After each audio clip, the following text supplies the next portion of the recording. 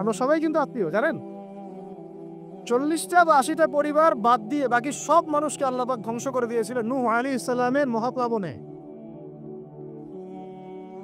ঘটনা জানেন না?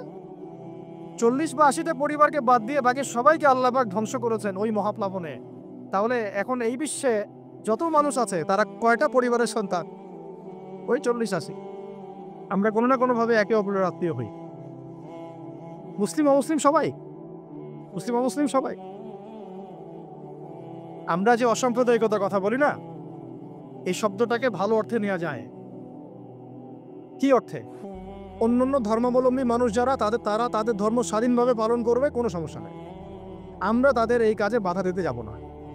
একইভাবে আমরা আমাদের ধর্ম স্বাধীনভাবে পালন করব, তারা এখানে কোনো বাধা দিতে পারবে না। সিম্পল। তারা তাদের উৎসব তাদের মতো পালন করবে, আমরা আমাদের উৎসব আমাদের মতো পালন করব। না আমি মূর্তি পাহারা দিতে যাব, আর না আমি মূর্তি ভাঙতে যাব। সিম্পল।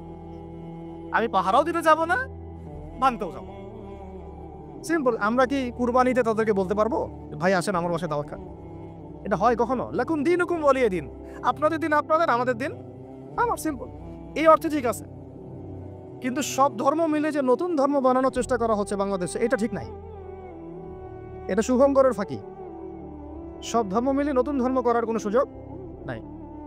আমরা সবাই এক পরিবারের সন্তান। এখন আমাকে বলেন, নূহ আলাইহিস সালামের একটা ছেলে ছিল, নাম জানেন? কি নাম বলে? কে? না না, মাশাআল্লাহ। কয় ছেলে ছিল তার? হ্যাঁ, না মূলত চারজন সন্তান থেকে বড় বড় 4টা গোত্র সৃষ্টি হয়েছে। শাম এক সন্তানের নাম কি? এটাকে কেন্দ্র করে এই যে সিরিয়ান কন্টিনেন্টে, পুরো প্যালেস্টাইন, সিরিয়ান, অ্যারাবিয়ান কন্টিনেন্টে যত মানুষ তার বংশধর। ঠিক আছে? হাম, একটা সন্তানের নাম হাম। এখান থেকে আফ্রিকার যে কালো কালো মানুষগুলো সব তাদের বংশধর। একটা হচ্ছে ইয়াফাস, ইউরোপিয়ান যারা সাদা চামড়া, সব এদের বংশধর। আরেকটা যে কেনান। এই ছেলেটা কি বলেছিল? বাবা ডাকছে নৌকায় আসো তাড়াতাড়ি, নৌকায় আসো তাড়াতাড়ি, না হলে আজকে আল্লাহ পাক আযাব দিয়ে ধ্বংস করে দিবেন। সে নবীর সন্তান হওয়ার পরেও আল্লাহ প্রদত্ত ওহীর জ্ঞানকে মূল্যায়ন না করার কারণে ধ্বংস হয়ে গেল। আর ওই 40টা বা 80টা পরিবার নাজাত পেল কিভাবে? আল্লাহর পক্ষ থেকে নাজিলকৃত ওহীর জ্ঞানকে প্রাধান্য দিয়ে আনুগত্য করে। তাহলে কোন জ্ঞানকে আমরা প্রাধান্য দিব ভাই? আমি বলছি না যে আমরা দুনিয়াবী জ্ঞানগুলোকে শিখবো না, ওই প্রসঙ্গে আমি একটু পরে আসছি যে আমরা শিখবো এবং কিভাবে শিখবো, কতটুকু শিখবো। আগে এই অংশটুকু। ঠিক একইভাবে আপনারা কি আদ জাতির নাম জানেন? আদ, সামুদ। ওই যে সৌদি আরব এখন যেখানে লাইন বানাচ্ছে, লাইন প্রজেক্ট, ওই আল-ওলা বলে, আল-ওলা লাইন প্রজেক্ট বানাচ্ছে, দেখবেন অনলাইনে। ওই জায়গা দিয়ে নবী সাল্লাল্লাহু আলাইহি ওয়াসাল্লাম তাবুক যুদ্ধের সময় গিয়েছিলেন। যাওয়ার সময় তিনি বলেছিলেন, তোমরা মাথা নিচু করে কান্নাকাটি করতে করতে এখান থেকে অতিক্রম করো। সাহাবীরা মাথার উপর কাপড় দিয়ে কান্নাকাটি করতে করতে জায়গাটা পার করেছেন। কারণ ওই জায়গায় সামুদ জাতি ছিল যাদেরকে ধ্বংস করা হয়েছে। ওটা হচ্ছে এখন পর্যটন স্পট। সুবহানাল্লাহ। তো আদ এবং সামুদ জাতিকেও আল্লাহ পাক ধ্বংস করলেন, কিন্তু তাদেরকে করেন নাই যারা ওহীর জ্ঞানকে প্রাধান্য দিয়েছিল। ইব্রাহিম আলাইহিস সালাম কোন জ্ঞানের বদৌলতে আল্লাহকে চিনলেন? মানব রচিত জ্ঞান নাকি আল্লাহর পক্ষ থেকে নাজিলকৃত জ্ঞান? বলেন। মূসা আলাইহিস সালাম কোন জ্ঞানের বদৌলতে ফিরআউনের মতো এই যে কি বলবো প্রতাপশালী একজন শাসকের সামনে দাঁড়িয়ে বুক ফুলিয়ে ইসলামের দাওয়াত দিলেন? কোন জ্ঞানের আলোকে? ওহীর জ্ঞান। আর ওহীর জ্ঞান যখন নাজিল করা হয়েছে তখন তিনি দোয়াটা পড়ছিলেন, রব্বি ইশরাহ লি সাদরি ওয়া ইয়াসসির লি আমরি ওয়াহলুল উকদাতাম মিন লিসানি ইয়াফকাহু কওলি। প্রত্যেক নবী, ইউসুফ আলাইহিস সালাম কারাগারে 12 বছর থেকেছেন। কত বছর? 12 বছর। আমাদের অনেক ভাই এরকম 5 বছর, 7 বছর, 10 বছর, 12 বছর থেকেছে, আছে। এমনও মানুষ আছে, এখন বলা যায় তাই বলি, যে ওই যে একটা শব্দ শুনেছেন, আয়না ঘর, ওখানে দীর্ঘদিন ছিল, তারপরে নাই। কোথায় গেছে আল্লাহই ভালো জানে। ইউসুফ আলাইহিস সালামও এরকম কারাগারে ছিলেন। কত বছর? 12 বছর। কিন্তু আল্লাহ পাক তাকে এমন একটা জ্ঞান শিক্ষা দিয়েছিলেন, তিনি স্বপ্নের ব্যাখ্যা বলতে পারতেন, যে কোনো স্বপ্নে। রাজা স্বপ্ন দেখলেন যে 7টা গাভী, জীর্ণ শীর্ণ গাভী, হঠাৎ একটা গাভীকে খেয়ে ফেলছে, স্বপ্নের ব্যাখ্যা কেউ দিতে পারে না। কিন্তু ওই জেলখানায় 2জন ছাড়া পাওয়া মানুষ, ছাড়া পাইছে 2জন আর কি, দুজনের মধ্যে একজন বেঁচে আছে, একজন নাই। মানে দুইজন বসে বসে ইউসুফ আলাইহিসসালামকে বলছিলেন যে আমরা একটা স্বপ্ন দেখলাম যে আমার মাথায় রুটি আছে, পাখি এসে রুটি খেয়ে ফেলছে, আর আমি স্বপ্ন দেখলাম যে আমি শরাব পান করাচ্ছি। ব্যাখ্যা কি? ইউসুফ, তোমাকে সত্যবাদী বলে জানি। ইউসুফ আলাইহিসসালাম বললেন, তোমার মাথায় রুটি যেটা খেয়ে নিচ্ছে তার মানে তোমাকে শুলদণ্ড দেওয়া হবে, আর তুমি যে পানি পান করাচ্ছ তার মানে তুমি নাজাত পাবে, ছাড়া পাবে। হলেও তাই। আর যে নাজাত পাবে তাকে ইউসুফ আলাইহিসসালাম বলে দিলেন যে তুমি রাজদরবারে গিয়ে আমার কথা বলো, আমার কথা আলোচনা করো।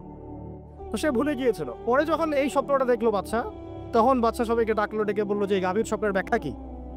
তখন এই ব্যক্তির মনে পড়ছে, আরে ইউসুফ তো ব্যাখ্যা দিতে পারে। সে গিয়ে ইউসুফ আলাইহিসসালামকে ডেকে নিয়ে আসতেছে যে এই রাজা স্বপ্ন দেখছে, ব্যাখ্যা কি। স্বপ্ন কিন্তু আপনার কাছে শুনে একটা স্বাভাবিক মনে হচ্ছে, আরে গাভীর আবার স্বপ্নের কি ব্যাখ্যা। তখন ইউসুফ আলাইহিসসালাম ব্যাখ্যা দিলেন যে 7 বছর ফসল ফলবে আপনাদের এলাকায়, তারপরে 7 বছর হবে দুর্ভিক্ষের সময়। কিসের সাথে কিসের ব্যাখ্যা, এই জ্ঞান কে শিখালেন তাকে? এই ইন্টারপ্রিটেশনের জ্ঞান কে শিখালেন? তাহলে জ্ঞানের মূল উৎস কে? আমার কথা বলার উদ্দেশ্য কি বুঝতে পারছেন? যত জ্ঞান তার মূল উৎস কে? স্বপ্ন একটা জ্ঞান, যদি সেটা সত্য হয়। আর জেনে রাখবেন, কিয়ামতের আগে আগে মুমিনদের স্বপ্ন বেশি বেশি সত্য হবে। ঠিক আছে? মুসা আলাইহিস সালামকেও সেই আল্লাহ জ্ঞান শিক্ষা দিলেন। ঈসা আলাইহিস সালাম এই কুষ্ঠরোগীর গায়ে হাত বুলালে ভালো হয়ে যায়। হ্যাঁ, অন্ধ ব্যক্তির মানে চোখে হাত বুলালে ভালো হয়ে যায়। এমনকি মৃত ব্যক্তিকে তিনি বলছেন কুম বিইজনিল্লাহ, আল্লাহর হুকুমে দাঁড়িয়ে যাও, দাঁড়িয়ে গেল। এই জ্ঞান কে দিয়েছেন তাকে? দাউদ এবং সুলাইমান আলাইহিস সালাম এই যে পশু পাখির ভাষা বোঝেন, সুলাইমান আলাইহিস সালাম পিঁপড়ার ভাষাও বুঝেন। আপনাদের সায়েন্স কি পিঁপড়ার ভাষা বুঝে? হ্যাঁ, আমরা তো এখন সায়েন্সকে সবকিছুর মানদণ্ড মনে করি, তাই না? সায়েন্স যদি বলে হ্যাঁ তাহলে হ্যাঁ, না বললে না। মানে এমন একটা ভাব, দেখেন সায়েন্সকে আমরা ইলাহ বানাইছি, ইলাহ, উপাস্য। সায়েন্স যদি বলে যে পৃথিবী থেকে অমুক অমুক কোটি কোটি আলোকবর্ষ দূরে একটা গ্রহের সন্ধান পাওয়া গেছে, নাম দিল ধরেন যে আলফা এক্স ওয়াই জেড কিছু একটা, ওখানে হুরপরি আছে, হ্যাঁ ওখানে দুধের সাগর আছে, মধুর সাগর আছে, তো মানুষ তখন বিশ্বাস করা শুরু করবে, হ্যাঁ হ্যাঁ তাই তো থাকতেই পারে। নাসা বলেছে না হয়ে পারে, নাসা মন্তব্য করেছে না হয়ে পারে। ওরকম যদি বলে অনেক দূরে একটা আগুনের একটা বিশাল পাওয়া গেছে, গ্রহ পাওয়া গেছে, ওখানে আযাব দেওয়া হয়, শাস্তি দেওয়া হয়, ওখানে অন্য মাখলুক আছে, ওদের ভাষায় এলিয়েন আর কি, মানুষ বিশ্বাস করে। এটা আল্লাহ তাআলা কোরআনে বলছেন যে সুলাইমান আলাইহিস সালাম পিঁপড়ার ভাষাও বুঝতেন, ওই কথা বিশ্বাস করতে চাচ্ছে না। সুলাইমান আলাইহিস সালাম বাতাসে ফ্লাই করতে পারতেন, এটা বুঝতে পারতেছেন, বিশ্বাস করে না। তাহলে ওই প্রযুক্তি না থাকলে এয়ারক্রাফট কিভাবে আবিষ্কার করলেন? যে প্রযুক্তিগুলো পৃথিবীতে চলে গেছে ইতিমধ্যে, ওগুলো ভবিষ্যতেও আসতে পারে। যেমন একটা প্রযুক্তির কথা বলি, সুলাইমান আলাইহিস সালাম বসে আছেন, একজনকে বললেন না সাবার রানী বিলকিসের সিংহাসন কে নিয়ে আসতে পারবে? একজন বলল যে আপনি উঠে দাঁড়াইতে যতক্ষণ সময় লাগে এর মধ্যে নিয়ে আসবো। উনি বললেন যে হবে না, এটাতে হবে না, তুমি স্লো, তুমি 3G 4G না, এত স্লো স্পিডে আমার হবে না। এই কথা বলেন নাই, মজা করলাম আর কি। আমাদের ইউটিউবাররা আবার এই অংশ কাট করে আবার প্রচার করে দিতে পারে। দেখেন কিসের সাথে কি ব্যাখ্যা করলো। কোরআনকে 3Gর সাথে তুলনা করলেন আবু তহাদ না, ব্যাস কাম সারা দেশে ওইটাই ইস্যু। তখন মহা মুসিবত, মানে বাঙালি জাতির মধ্যে দিন প্রচার করা। আমাদের সালাফদের ভাগ্য ভালো যে তারা আগেই, মানে এই প্রযুক্তি আসার আগেই দুনিয়া থেকে তারা চলে গেছে। মুশকিল না, যত ইস্যু এগুলোর কারণেই সৃষ্টি হয়। তো যাই হোক, প্রসঙ্গে আসি, কোথায় ছিলাম নাই, যে কথা হারায় ফেললাম। হ্যাঁ, আরেকজন বললেন যে না, আপনি চোখের পলক ফেলতে যতক্ষণ লাগে এর মধ্যে দেখবেন সিংহাসন সামনে। সুবহানাল্লাহ, কি প্রযুক্তি বলেন! এই প্রযুক্তির সামনে কি বিশ্ববাসী যেতে পেরেছে? দেখেন সুলাইমান আলাইহিস সালামের বাতাসে ফ্লাই করাটা কিন্তু এখন পৃথিবীতে খুব কমন হয়ে গেছে। আমরা সবাই ফ্লাই করতেছি বাতাসে, তাই না? যদি আপকামিং কোনো সময় আপনি দেখেন যে এইরকম চোখের পলকেই একটা বস্তু আরেকটা জায়গা থেকে এক জায়গায় চলে আসতেছে, আমি অবাক হব না ইনশাআল্লাহ। কারণ কোরআনে অতীতে এই ঘটনার দলিল আছে। বুঝতে পারতেছি না? এক কথায় সমস্ত জ্ঞানের মূল উৎস কে? এরপরে আসেন, অত আর লম্বা করছি না, আমাদের নবী মুহাম্মদ সাল্লাল্লাহু আলাইহি ওয়াসাল্লাম আসেন। আমরা তো তার উম্মত, 23 বছরে, একটু মনোযোগ দেন, এটা আলোচনার লাস্ট পার্ট, ঠিক আছে? 23 বছরে তিনি পুরো জাহেলিয়াতকে পরিবর্তন করে দিয়েছেন। কত বছরে? 23 বছর। আপনারা কি জানেন যে আইয়ামে জাহিলিয়াতে আসলে কি কি সমস্যা ছিল? কেন ওই যুগটাকে আমরা জাহিলিয়াত বলি? বেসিক্যালি 5-6টা সমস্যা ছিল। কয়টা? 5-6টা। 1 নাম্বার শিরক। 1 নাম্বার কি? আমার সাথে বলেন। শিরক আমাদের ওয়ার্ল্ডে নাই? এটা তো গ্লোবাল শিরক চলতেছে এখন। শুধু ধর্মীয় শিরক চলতেছে নাকি? এখন শিরক হচ্ছে পলিটিক্সে, শিরক হচ্ছে ইকোনমিক্সে, শিরক এডুকেশনেও আছে, শিরক কালচারের মধ্যেও আছে।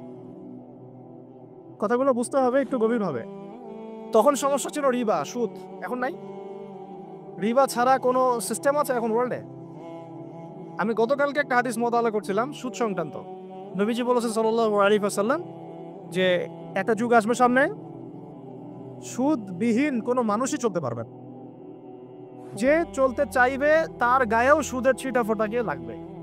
আসে নাই সেই যুগ? সুবহানাল্লাহ। কিভাবে তিনি এত স্পেসিফিকলি কথাগুলো বলতে পারেন? নিশ্চয়ই তিনি এমন একজন সত্তার কাছ থেকে জ্ঞান পেয়েছেন যিনি সব জানেন, অতীত, বর্তমান, ভবিষ্যৎ, তাই না? এমনকি নবীজি বলেছেন ইমামুল মাহদির সময় যে 10 জন ঘোড়সাওয়ার বের হবে এবং তারা গিয়ে খোঁজ নিতে যাবে যে দাজ্জাল বের হয়েছে কিনা, নবীজি বলছেন আমি সেই 10 জনের নামও জানি, তাদের বাবার নামও জানি। সুবহানাল্লাহ, সুবহানাল্লাহ। কিয়ামতের মাঠে আলী রাদিয়াল্লাহু আনহু, আবু বকর রাদিয়াল্লাহু আনহু, ওমর, ওসমান রাদিয়াল্লাহু আনহুম আজমাইন, তাদের হিসাবটা কেমন হবে ওইটাও নবী সাল্লাল্লাহু আলাইহি ওয়াসাল্লাম আগেই বলে দিয়েছে। সবচেয়ে দ্রুত হিসাব হবে এই উম্মতের আলী ইবনে আবি তালিব রাদিয়াল্লাহু আনহু। যাবেন, বেরোবেন, শেষ।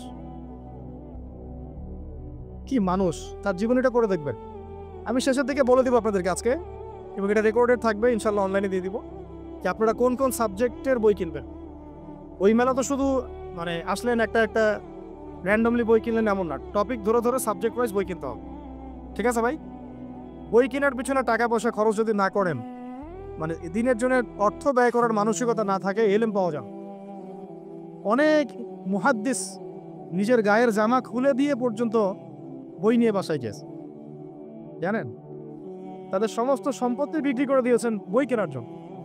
আজকে সকালে আমাদের এক ভাই মোজাকারা করছিলেন যে আমারই এক উস্তাদ, বাংলাদেশের অনেক বরেণ্য একজন আলেমে দ্বীন, প্রবীণ আলেমে দ্বীন, তার কথা আলোচনা হচ্ছিল যে তিনি কিতাব পড়তে পড়তে পড়তে হঠাৎ একটা কিতাব তিনি খুঁজে পাচ্ছেন না।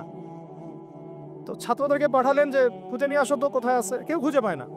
তিনি নাকি ওযু করে এসে নামাজ, 2 রাকাত নামাজ পড়ে বাচ্চার মতো হাউমাউ করে কান্নাকাটি শুরু করলেন, আল্লাহ আমার সেই কিতাব কোথায় গেল, আমার কিতাব আনে দাও। তলাবুল ইলম কাকে বলে দেখেন, ইলমের তালেব, ইলমের ছাত্র কাকে বলে? এই যে ইলমের ছাত্র, আমরা কি ছাত্র হইতে পারছি? একটা বইয়ের দাম যদি দেখি 100 টাকা, বাস আমাদের গায়ে লাগে। 100 টাকা দিয়ে তো আপনার গার্লফ্রেন্ডকে নিয়ে বসতে গায়ে লাগে না, বসলে তো 500 টাকা চলে যায়। জিনা থেকে বাঁচতে না পারলে কলবে আল্লাহ নূর আসবে না। আল্লাহ পাক আমাদের কথাগুলো বোঝার তৌফিক দান করেন, আমিন। জিনা, আবার বলছি, জিনা থেকে বাঁচতে হবে, অন্যথায় কলবে নূর আসবে না। আল্লাহ পাক আমাদেরকে বোঝার তৌফিক দান করেন, আমিন। কোথায় ছিলাম ভাই? বলেন। 1 নাম্বার কি ছিল? শিরক। 2 নাম্বার রিবা, সুদ। ওইটা বলতে গিয়ে হাদিসটা কথা বলেছিলাম। এই সুদটা কি এখন বেশি না কম? এখন সুদ মানুষ খাচ্ছে, যুক্তিও দিচ্ছে যে এই যুগে এখন সুদ না খাইলে কি চলে? একদিন একটা মসজিদে বয়ান করছিলাম, তো মসজিদে বয়ানের মাঝখানে একজন দাঁড়ায় গেল, দাঁড়া আমাকে বলছে যে ওস্তাদ, হুজুর বুঝলাম আপনার সব কথা ঠিক আছে, এখন আমার 1 লাখ টাকা ধার লাগবে, আমি কোত্থেকে নিব? বলেন, আসলে উত্তর দিবেন কি? হ্যাঁ, সুদের ক্ষতিকর বিষয়গুলো যেমন বলতে হবে, সুদবিহীন ব্যাংকিং সিস্টেম এবং অর্থনৈতিক ব্যবস্থাও তো চালু করতে হবে। সেটা কি? সেটা হচ্ছে যাকাত। সেটা কি? যাকাত, সাদাকা এবং কর্জে হাসানা। এগুলো তো চালু করছি না আমরা শুধু কথা বলছি তাত্ত্বিক যে সুদ হারাম। আমিও তো অনেক জায়গায় বলছি, কারণ বলতে হচ্ছে, নাহলে আপনারা জানাতে তো হবে। সুদের পাপের সবচেয়ে নিম্ন শাখা হচ্ছে মায়ের সাথে জেনা করা, সর্বোচ্চ শাখা হচ্ছে আল্লাহ এবং তার রাসূলের সাথে যুদ্ধ করা। একটা হাদিস বুখারীতে এরকম আসছে, বুখারীতে কি তিরমিজিতে, আমি রেফারেন্সটা বলে যাচ্ছি, তবে হাদিসটা সহিহ। নবী সাল্লাল্লাহু আলাইহি ওয়াসাল্লাম বলেছেন, যে ব্যক্তি 1 দিরহাম সুদ খায় সে যেন 36 বার জেনা করল। আর আপনারা তো জানেন, এটা আমার বলার দরকার নাই, 4 শ্রেণীর মানুষকে নবীজি অভিশাপ দিয়েছেন, যে নিজে খায়, তারপরে যে সুদ দেয়, যে লিখে রাখে, যে সাক্ষী থাকে। তা আমি বলতে চাচ্ছি আইয়ামে জাহিলিয়াতে এই সুদটা ছিল, আমাদের এই বর্তমান ওয়ার্ল্ড অ্যাফেয়ার্সে নাই। বাংলাদেশ একটা কান্ট্রি হিসেবে চিন্তা করবেন না, আপনি গ্লোবালি চিন্তা করবেন, কারণ এখন একটা দেশ স্বতন্ত্রভাবে চলতে পারে না। ওয়ার্ল্ড ব্যাংকের সাথে আপনাকে ডিল করতে হবে, IMF এর সাথে। আমি যদি প্রেসিডেন্ট হই, তাও আমাকে করতে হবে, আপনি হলে আপনাকে করতে হবে। তো কথা বলে তো শুধু কথা বলে লাভ নাই, আপনার বিকল্পটা কি আসলে, বিকল্প ব্যবস্থাটা কি, এটা তো মূল কথা। ইকোনমিক্স নিয়ে কতগুলো কিতাব আছে এখানে, ইসলামিক ইকোনমিক্স নিয়ে আমরা কতগুলো কিতাব ছাপাইছি, বর্তমান ওয়ার্ল্ড অ্যাফেয়ার্স নিয়ে আমরা কতগুলো কিতাব ছাপাইছি। নবী সাল্লাল্লাহু আলাইহি ওয়াসাল্লাম বলেছেন, শেষ জামানার সবচাইতে আমার উম্মতের উপর ভয়াবহ ফিতনা হচ্ছে মাসিহুদ দাজ্জাল। কি নাম বলেন? এখন আপনি আমাকে মাদ্রাসার পুরো সিলেবাসে কন্টেন্টে আমাকে দাজ্জাল নিয়ে একটা ফ্যাকাল্টি দেখান, আছে? কয়টা কিতাব আছে? সবচেয়ে ভয়াবহ ফিতনা নবীর মুখে, নিজের মুখে বলা, সবচেয়ে ভয়াবহ, এর চেয়ে ভয়াবহ কোনো ফিতনা আসে নাই, আসবেও না। তো এখন আপনি আমাকে বলেন যে এই ফিতনা সংক্রান্ত কতগুলো কিতাব আপনার কাছে আছে বাসায়, বলেন। তাহলে গ্যাপস আছে না আমাদের মধ্যে, গ্যাপস ফিল আপ করতে হবে। কথাগুলো বলার উদ্দেশ্য হচ্ছে গ্যাপসটা ফিল আপ করা। তো এই রিবার সমস্যাটা এখনো আছে। আল্লাহ পাক আমাদেরকে রিবা মুক্ত জিন্দেগি দান করেন, আমিন। এবং আমি রিকোয়েস্ট করব বিনয়ের সাথে যে আমাদের ঊর্ধ্বতন কর্তৃপক্ষ যারা আছেন, শুধু একটা কাজ করেন না, একটা কাজ একটা বছর করেই দেখেন না কি হয়। প্রত্যেকটা মুসলিম, অমুসলিমদের কথা বলছেন, যেহেতু এটা খিলাফা স্টেট না, সেহেতু অমুসলিমরা এখানে জিজিয়া দিবে না। খিলাফা স্টেটে অমুসলিমরা জিজিয়া দেয়, এটা তো খিলাফা স্টেট না, এটা ডেমোক্রেটিক স্টেট এবং সেকুলার স্টেট। শুধু মুসলিমদের কাছ থেকে, যাদের নিসাব পরিমাণ সম্পদ হয়েছে জাকাত দেওয়ার, সবার কাছ থেকে রাষ্ট্রীয়ভাবে বাধ্যতামূলক জাকাত নেন, দেখেন না অর্থনীতি সচল হয় না হয় না। একটা বছর নিয়ে দেখেন না কি হয়। কেউ এই উদ্যোগ গ্রহণ করতে পারতেছে না, কেন হচ্ছে না আমরা বুঝতে পারতেছি না। কর্জে হাসানার এনজিও চালু করা যায়, আমরা অনেক সংগঠন করছি, সোশ্যাল, অরাজনৈতিক ইত্যাদি রাজনৈতিক, আমরা ইকোনমিক এনজিও খুব একটা করতে পারছি না। কিন্তু এই জায়গাগুলো দখল করে ফেলছে, দেখেন কারা কারা, নাম বলতে চাচ্ছি না। এবং যারা যারা দখল করছে তারা কিন্তু এখন রাষ্ট্রের অনেক বড় বড় জায়গায় হস্তক্ষেপ করতেছে। ইভেন ট্রান্সজেন্ডারের মধ্যে ইস্যু কিন্তু তারাই ঢুকাই দিচ্ছে ভিতর, ঢুকায় নাই? উত্তরবঙ্গ জুড়ে, পুরো উত্তরবঙ্গে ঘুরে আসেন, দেখেন কাদের তৎপরতা বেশ। নীলফামারীতে সফর করে দেখলাম যে ওখানে একটা গ্রামের মধ্যে 24টা এনজিও কাজ করতেছে, সুদী সব। তারপরে মানুষ তামাক চাষ করে খাচ্ছে। একটা দল দাবি করতেছে নবী সাল্লাল্লাহু আলাইহি ওয়াসাল্লাম ছাড়াও আরো নাকি নবী আসতে পারে, নাউজুবিল্লাহ, এবং ওই যে মির্জা গোলাম আহমেদও তাদের অন্তর্ভুক্ত। মানুষ ওই দলের নাম লিখাচ্ছে চাকরির জন্য, ব্যবসা করতেছে তারা দেশের মধ্যে। আরে ভাই, শুধুমাত্র তাত্ত্বিক কথাবার্তা না, আমাদের সংগ্রামটা কিন্তু বহুমুখী। শুধু ইলম অর্জন তো একটা বেসিক জিনিস, এই বেসিকটাই এখনো হচ্ছে না আমাদের। ইলম অর্জনটা বেসিক জিনিস, এটাই হচ্ছে না। এরপরে আপনার অর্থনীতি সমৃদ্ধ করা, সংস্কার করা, সমাজ সংস্কার করা, রাজনৈতিক অঙ্গনগুলোর মধ্যে যে অরাজকতা, এগুলোকে সংস্কার করা, কত কাজ আমাদের। এটা আমরা কিন্তু একটা জায়গাতেও স্থির নাই। ইভেন একটা মাসালাতেও আমরা এক জায়গায় আসতে পারতেছি না, ঐক্যবদ্ধ হতে পারতেছি না। আমরা খুবই ব্যাকডেটেড চিন্তা করতেছি এই জায়গা থেকে। অথচ আমাদের উচিত ছিল এই প্রবলেমগুলোকে আরো 30-40 বছর আগেই সলভ করা, তাহলে এখন হয়তো আপনি ভালো কিছু পেতেন। আমাকে একটা প্রতিষ্ঠান দেখান যেখানে নুরানি থেকে নিয়ে, মানে নুরানি থেকে দাওরা বা ক্লাস নার্সারি থেকে মাস্টার্স, এরকম সিলসিলায় ইসলামিক শিক্ষা এবং জেনারেল শিক্ষাকে একত্রিত করে একটা সিলেবাস মেনটেন করে পড়ানো হচ্ছে। আমাকে কয়েকটা প্রতিষ্ঠানের নাম বলেন, আমি ওখানে আমার মেয়েকে ভর্তি করাবো। আমাকে দেন, রেডিমেড দেন, আমার ছেলেকে ভর্তি করাবো।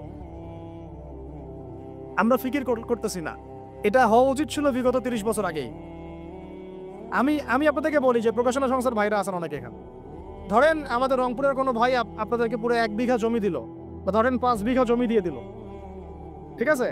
আর আমরা সবাই মিলে দেশবাসীর কাছ থেকে টাকা কালেক্ট করে একটা কনস্ট্রাকশন দাঁড় করে প্রতিষ্ঠান দাঁড় করালাম, একেবারে অনার্স, মানে নুরানি থেকে নিয়ে, মানে প্লে গ্রুপ থেকে নিয়ে মাস্টার্স, এরকম ফ্যাকাল্টি আর করলাম। এখন ভাই, আপনারা যারা বই প্রকাশ করতেছেন, আমাকে কি আপনারা বই দিতে পারবেন? প্রত্যেকটা ক্লাসে আমি কোন কোন বই পড়াবো পারবেন? আমাকে কি সিলেবাস দিতে পারবেন? কথা বলেন। প্লে গ্রুপে কোন কোন বই পড়াবো আমাকে দেন। নার্সারিতে দেন, STD 1-এ দেন, 2-তে দেন, 3-তে দেন, 5-এ দেন। এভাবে আপনি আমাকে ক্লাস 10 পর্যন্ত দেন।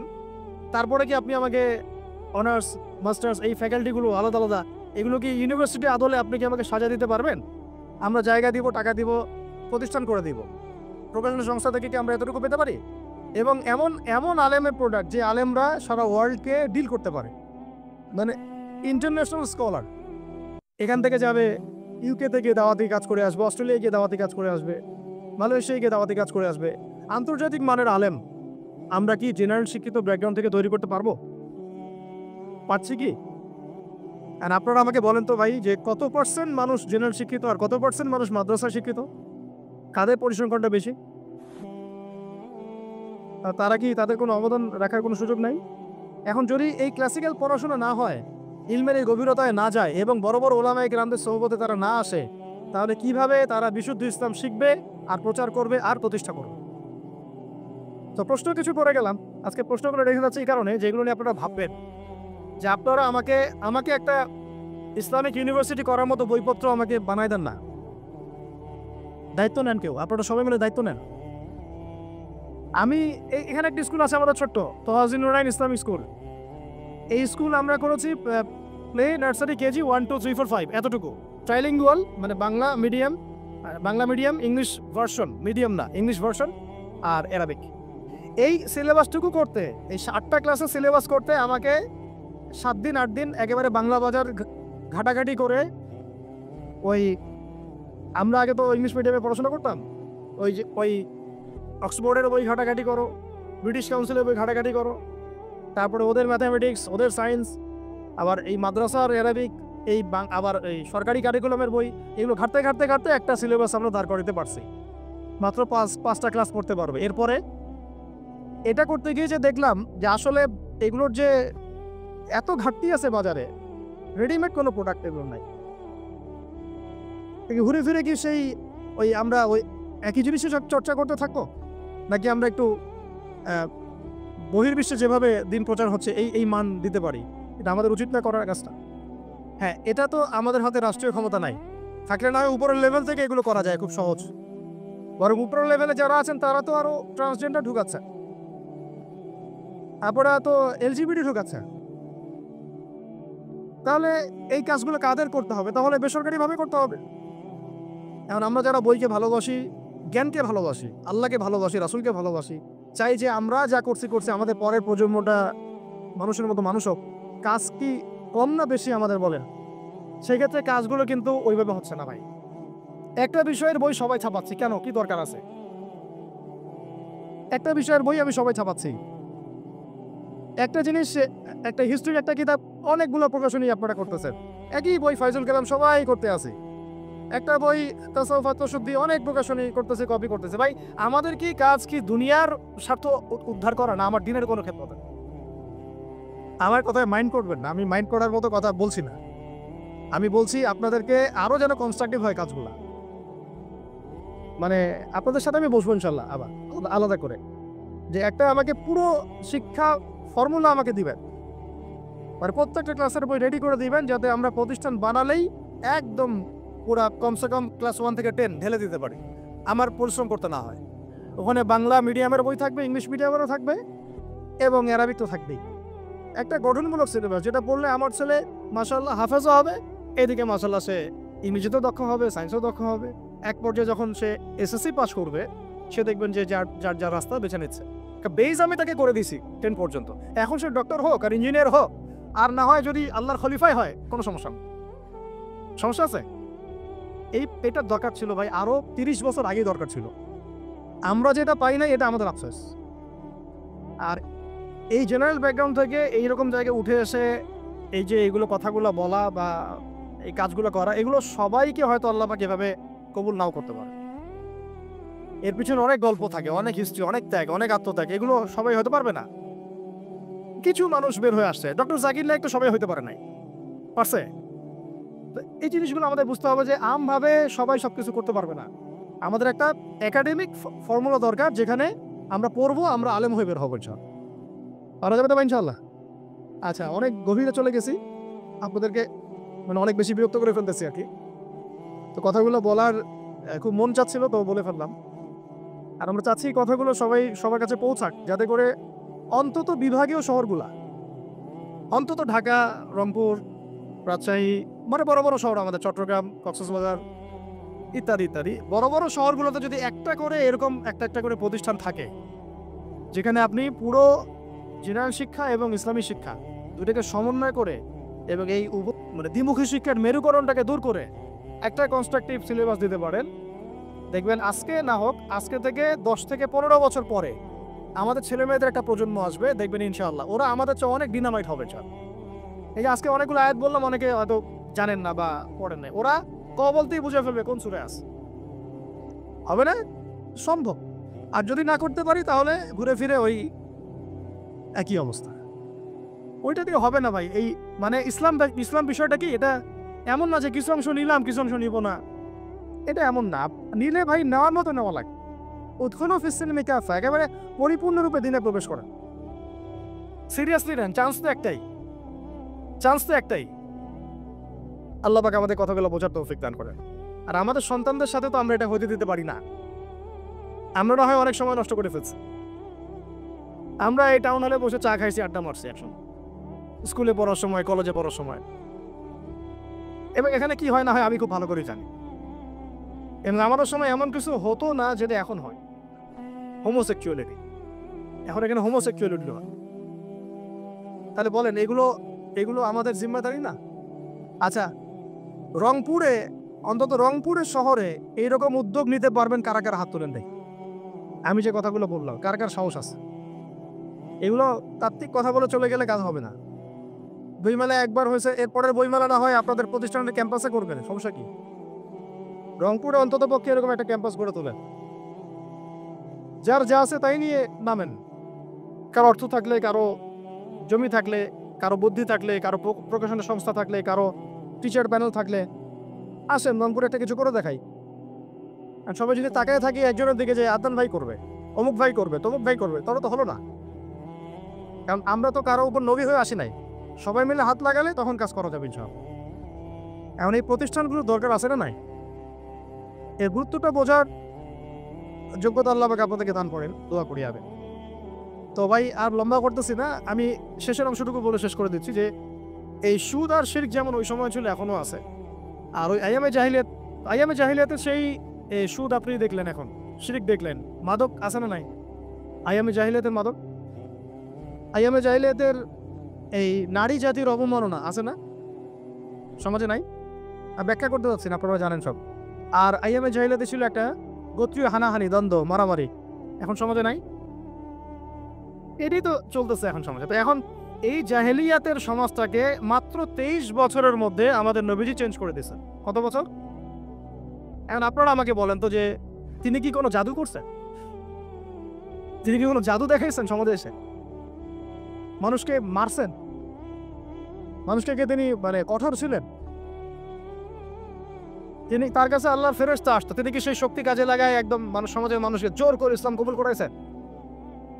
তিনি কি করছেন 23 বছরে? এটা বলে শেষ করে দিব। তবে তার আগে শুধু এতটুকু বলবো, 23 বছর পরের মক্কাটাকে একটু দেখেন। 23 বছরের পরের মক্কাটাকে একটু দেখেন। ওই মক্কাতে কি কোনো শিরক আছে? হ্যাঁ, 23 বছর পরের মক্কা, ওখানে কি কোনো শিরক আছে? ওখানে কি কোনো সুদ আছে?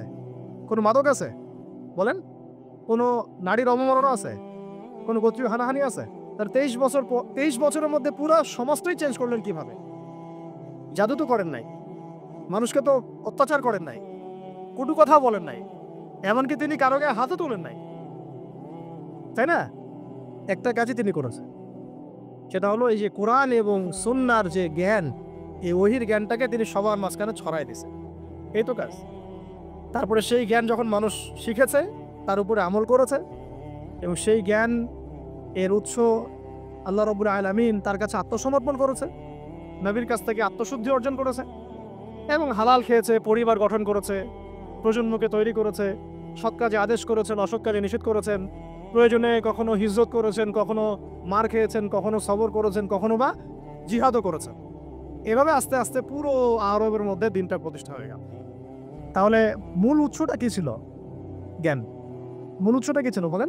জ্ঞান। আর এই জ্ঞানটার চর্চায় আমাদের সবাইকে করতে হবে। আল্লাহ পাক আমাদেরকে তৌফিক দান করে নেয়। এটা চর্চা করতে গেলে আমাদের সমাজে এখন দুইটা রাস্তা, এর বাইরে আপনি কোনো রাস্তা দেখবেন না, হয় মাদ্রাসা ব্যাকগ্রাউন্ড অথবা জেনারেল ব্যাকগ্রাউন্ড, এই তো সমন্বিত কোনো প্রচেষ্টা খুব বেশি দেখা যাচ্ছে না। আজকে আবার কথা বলার মধ্যে একটা অন্যতম একটা গুরুত্বপূর্ণ পার্ট হচ্ছে সমন্বিত প্রচেষ্টা এখন থেকে নেওয়া উচিত। এতে আপনারা এগ্রি করেন না করেন না? যদি এগ্রি করেন তাহলে প্রত্যেকটা জায়গায় এরকম কিছু কিছু প্রতিষ্ঠান গড়ে তোলার চেষ্টা করেন। ইনশাআল্লাহ আজকে না হোক, আজকে থেকে 10-15 বছর পরে ফলাফল পাওয়া যাবে ইনশাআল্লাহ। ঠিক আছে ভাই? আল্লাহ পাক আমাদেরকে বোঝার তৌফিক দান করেন। শেষ করার আগে খালি কয়েকটা সাবজেক্ট বলবো। এখন যারা জেনারেল স্টুডেন্ট, আপনাদের তো মাদ্রাসা যাওয়ার কোনো সুযোগ নাই, বা গেলেও আপনারা একাডেমিক্যালি পড়তে পারেন না।